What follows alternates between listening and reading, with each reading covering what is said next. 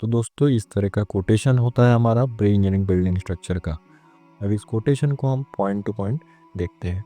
तो सबसे पहले स्कोप ऑफ सप्लाई, यानी कि जिस स्कोप के लिए बिल्डिंग बनाई जा रही है उसका यूसेज क्या है। तो फैक्ट्री बिल्डिंग ऐसे यूसेज है। प्री इंजीनियरिंग बिल्डिंग स्ट्रक्चर के और भी कई सारे यूज़ हो सकते हैं। वेयर हाउसेस होता है, इंडस्ट्रियल बिल्डिंग्स होती है, कई बार कमर्शियल प्रोजेक्ट्स और एजुकेशनल प्रोजेक्ट्स के लिए भी पीईबी का यूज़ किया जाता है। इसके बाद बेसिक बिल्डिंग डिस्क्रिप्शन, यानी कि जो फैक्टर डिसाइड करते हैं कि कैसा आपका स्क्वायर फीट का रेट होगा। यानी कि आपका रेट कम भी कर सकते हो अगर इसमें से आप फैक्टर कुछ कम कर दो, और ज़्यादा भी हो सकता है अगर आपकी रिक्वायरमेंट ज़्यादा है।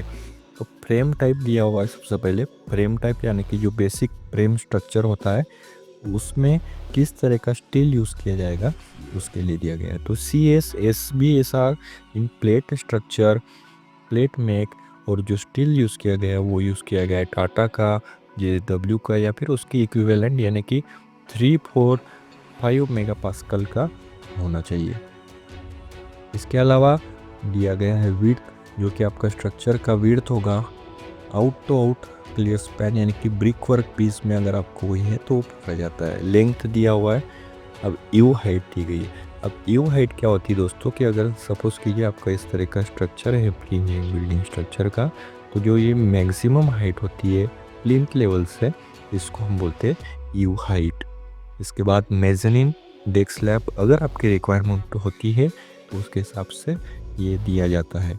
इसके बाद टोटल स्ट्रक्चर एरिया दिया गया है, जो कि इन दोनों को मिलाकर बनता है, जो मीटर में भी दिया गया है और स्क्वायर फीट में भी दिया गया है।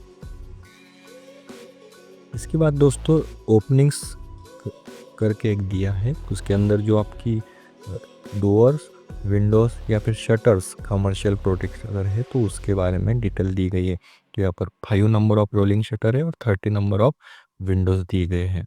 इसके बाद रूफ स्लोप, रूफ स्लोप दिया गया है 1:8 और बोथ साइड कहा गया है। कभी कभी कोई कोई रिक्वायरमेंट में वन साइड स्लोप भी दिया जाता है, यहाँ पर बोथ साइड स्लोप लिया गया है। इसके बाद बेस स्पेसिंग दी हुई है। बेस स्पेसिंग होती है दो कॉलम के बीच का जो गैप होता है उन्हें एक बे कहा जाता है। तो वो बेस स्पेसिंग दी गई है। बेस स्पेसिंग दोनों स्पैन के लिए अलग होती है। यहाँ पर दिया गया 8 बेस अलोंग लेंथ और 3 बेस अलोंग विड्थ। इसके बाद ब्रेसिंग दी हुई है। तो wind bracing considered for roof and walls as per design. Bracing क्या होती है इसके बारे में भी हमने एक वीडियो बनाया, पीईबी का जो कंपोनेंट्स होते हैं वो वीडियो आप देख लीजिएगा। इसके बाद पर्लिन्स, पर्लिन्स दिया हुआ है। पर्लिन्स जो है वो CZS पर्लिन बेस मेटल दिया हुआ है, उसका कौन सा होगा। इसके बाद रूफिंग शीट्स के बारे में दिया हुआ है 0.50 TCT pre plain GI PPGI। अगर दोस्तों आप भी कोई कोटेशन देख रहे हो तो उसमें PPGI शीट ज़रूर मेंशन किया है या नहीं वो ज़रूर देख लीजिएगा, क्योंकि शीट्स कई तरह की होती है, कई बार डुप्लीकेट शीट भी चिपका दी जाती है। इसके बाद साइड केबल शीटिंग दिया हुआ है, वो भी PPGI मेंशन किया हुआ है। डिज़ाइन कोड जो है वो भी आप ज़रूर चेक कीजिएगा आपके कोटेशन में। AISC 2016, AISC 2010, IS 800 1984। के बाद गटर्स दिया हुआ है कंसिडर इन 0.50 TCT PPGI। इसमें फिर से जो गटर मेंशन किए उसका जो शीट यूज़ होगा वो PPGI as per standard design होगा। इसके बाद कई सारे टॉपिक दिए गए, roof insulation, solar load, future expansion, service load, cable trays support system, crane load, ये सब आपकी रिक्वायरमेंट के अनुसार लिया जाता है। अगर आपकी रिक्वायरमेंट है तो आप उसका मेंशनिंग कर सकते हो। इसके बाद कैनोपी दिया हुआ है। तो कैनोपी होती है ओपनिंग्स के ऊपर प्रोवाइड की जाती है। जनरली ये शटर के लिए ली जाती है, विंडो के लिए इंडस्ट्रियल प्रोजेक्ट्स में अवॉइड करते हैं। इसके बाद Gentry girder, number of cranes, crane bracket, crane hoist, ये सब भी आपकी रिक्वायरमेंट के अनुसार, आपकी फैक्ट्री का जो यूसेस है उसके अनुसार डिसाइड होता है।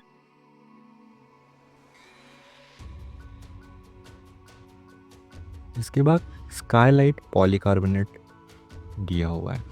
तो अगर आपका रूफ में आपको नेचुरल स्काईलाइट चाहिए, नेचुरल लाइट चाहिए, तो आपको पॉलीकार्बोनेट का एक्स्ट्रा शीट प्रोवाइड कर सकते हैं। ये भी आपके रिक्वायरमेंट के अनुसार होता है।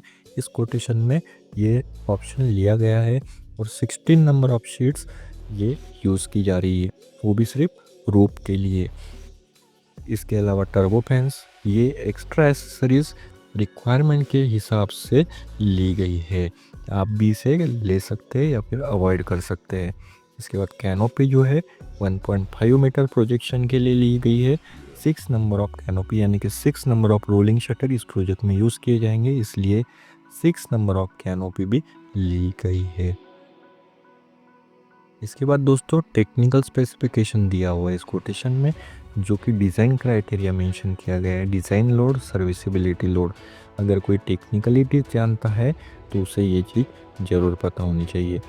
तो डेड लोड कंसिडर किया क्या है, लाइव लोड क्या कंसिडर किया है, और मोस्ट इम्पॉर्टेंट ये इन केसेस में अगर आपकी जो टॉल बिल्डिंग से कमर्शियल बिल्डिंग, उसमें विंड लोड कंसिडर किया जाना बहुत ज़रूरी है। तो यहाँ पर वो कंसिडर किया गया है, जिसके बारे में भी मेंशन किया है। इसके बाद सिस्मिक जोन जो भी आपके एरिया के हिसाब से वो यहाँ पर मेंशन किया गया है, और डिज़ाइन में वो लोड भी कंसिडर किया जाना चाहिए। इसके बाद सर्विसेबिलिटी लोड्स किलो न्यूटन पर मीटर स्क्वायर में दिया गया है कि फ्रेम के लिए, पर्लिन्स के लिए, गर्ड्स के लिए और क्रेन बीम के लिए किस तरह का कंसिडर किया गया है। और भी कई सारी डिटेल दी गई है, जैसे कि प्राइमरी मेंबर, सेकेंडरी मेंबर, यानी प्राइमरी मेंबर जो किस तरह का मटेरियल यूज़ किया गया, उनका टेस्ट टेक्निकल स्पेसिफिकेशन दिया है। Fabricated from high tension hot rolled plate of, ये सब कुछ मेंशन करके दिया गया है।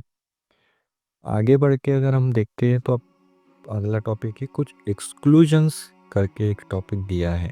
तो इसके अंदर एनी प्रोडक्ट और service that is not clearly specified in this proposal, तो जो भी इस प्रपोजल के अंदर नहीं है वो सब कुछ प्रोडक्ट सर्विस नहीं दी जाएगी।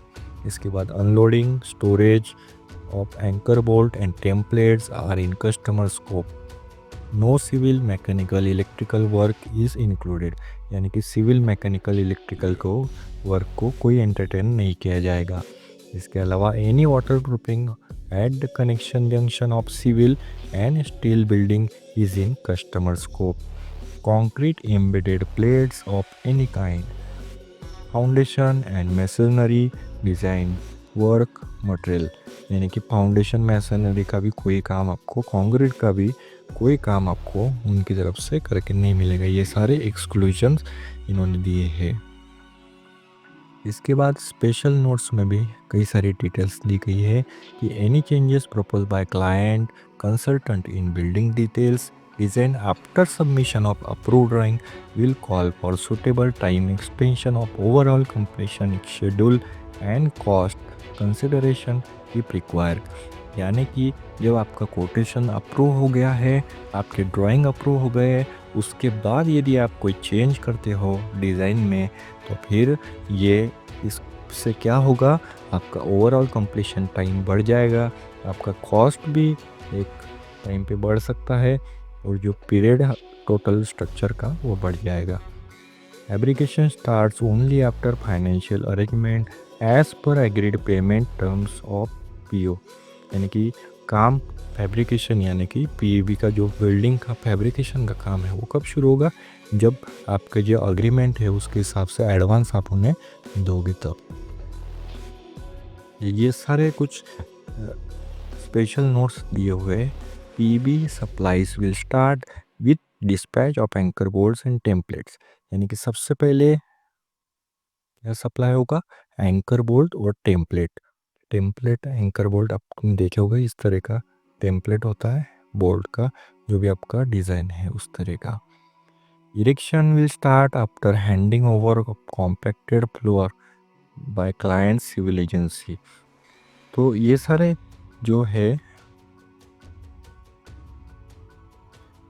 नोट्स को दिए गए हैं। इरेक्शन विल स्टार्ट, यानी कि जो पीईबी का इरेक्शन है, जो कॉलम और बीम को जोड़ना शुरू हो गया, वो कब शुरू हो गया, जब आप कॉम्पैक्टेड फ्लोर सिविल एजेंसी की तरफ से उनको किया जाता है। तो इस तरह के बहुत सारे नोट्स दिए गए हैं।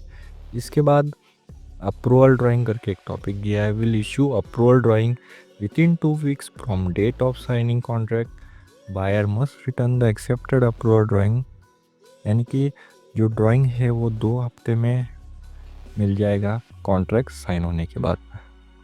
इसके बाद डिलीवरी पीरियड का दिया गया है कि we will deliver the project in 10 to 12 weeks from the latest date of receipt and acceptance. तो क्या क्या देंगे वो, sign supply contract, purchase order, balance payment, ये सारी चीज़ें जो आपको प्रोजेक्ट के लिए नेसेसरी है वो चीज़ें। इसके बाद अब जो इम्पोर्टेंट टॉपिक है इस कोटेशन का, प्राइजेस एंड पेमेंट टर्म्स। तो जो प्राइसेस है वो किस तरह का होता है देखिए, design, fabrication, supply of pre engineering building structure components as per above mentioned specification, including columns, trusses, canopy, purlins, bracing, flange angle, sag angles, roof and cladding in PPGI sheet up to finished floor level, FFL यानी finished floor level, accessories, turbofans, skylights, etc. all complete without any civil, electrical, drainage, etc. work। तो दोस्तों इसमें जो आपके column होते हैं, truss होते हैं, कैनोपी होती है, जो सारी बेसिक चीज़ आपको लगने वाली है वो सभी चीज़ें सप्लाई करने का, डिज़ाइन करने का, फैब्रिकेशन करने का और सप्लाई करने का, इन सब का जो क्वांटिटी है, ये क्वांटिटी स्क्वायर फीट क्वांटिटी जो हमने बताया था आपको शुरुआत में 16:20 किया हुआ था हमारा जो स्ट्रक्चर का साइज़ है, तो 912 स्क्वायर फीट। और इसका जो प्राइस है डिज़ाइन, फैब्रिकेशन और सप्लाई का वो है 360 रुपये प्रति स्क्वायर फीट, 360 पर स्क्वायर फीट जो है इसका रेट है। इसके बाद erection of PB shed with sheeting and accessories etcetera complete with necessary crane safety precautions. तो जो इरेक्शन का कॉस्ट होता है वो होता है 60 रुपीज़, यानी कि टोटल आपका कॉस्ट हो जाता है 420 रुपीज़ पर स्क्वायर फीट जो है आपका ओवरऑल कॉस्ट हो जाता है। तो इस स्ट्रक्चर का टोटल कॉस्ट आप देख सकते हैं 64 लाख अराउंड आपका जो है वो हो जाता है। इसके बाद बहुत सारे टर्म्स एंड कंडीशन दी हुई है। तो इस तरह का दोस्तों प्री इंजीनियरिंग बिल्डिंग स्ट्रक्चर का रेट होता है। आशा करता हूँ आपको वीडियो पसंद आई होगी। और भी कई दिक्कत हो आपको इस वीडियो में और कोई जानकारी रह गई हो तो आप ज़रूर कमेंट करके बताइए, हम इस पर और वीडियो लाएंगे। इसके अलावा दोस्तों आपके एरिया में क्या रेट्स है वो भी हमें कमेंट के द्वारा ज़रूर बताइएगा।